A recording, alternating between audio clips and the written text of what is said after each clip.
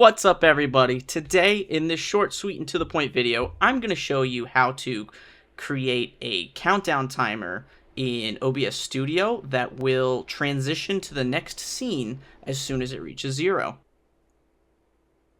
Let's get started. So the first thing that we're going to do is create the countdown itself.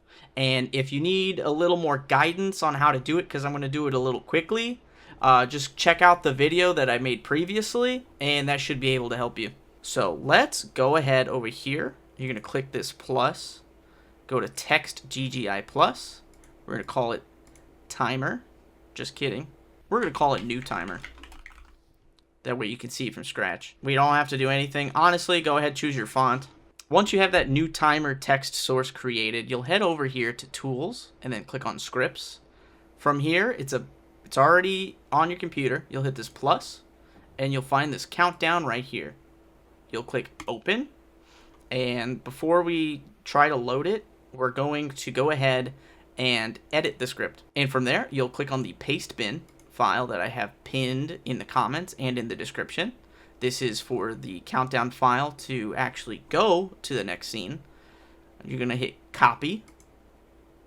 We're going to go ahead and copy, paste, and then you can click Control S to save the file. You might need administrator permissions. Go ahead, hit yes. And now we have the file there with the go to next scene code in there.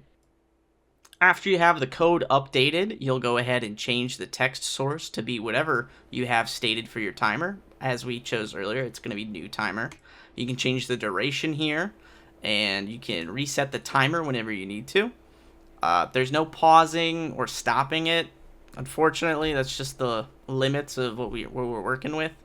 But once you see here, you'll have that set up. And you might need to hit refresh if you had this window open or the script already chosen on text source. So just play around with a couple of things and it should work out nicely. And here you'll see that as soon as the timer hits 0, it will transition to the next scene in the list, which is right here, example.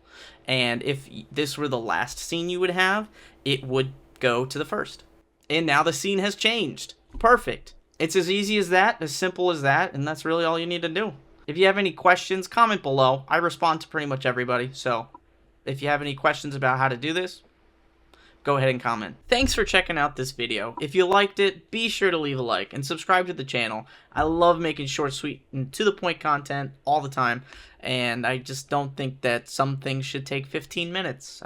If you can do it in 3, perfect. That's all it takes. See you guys next time.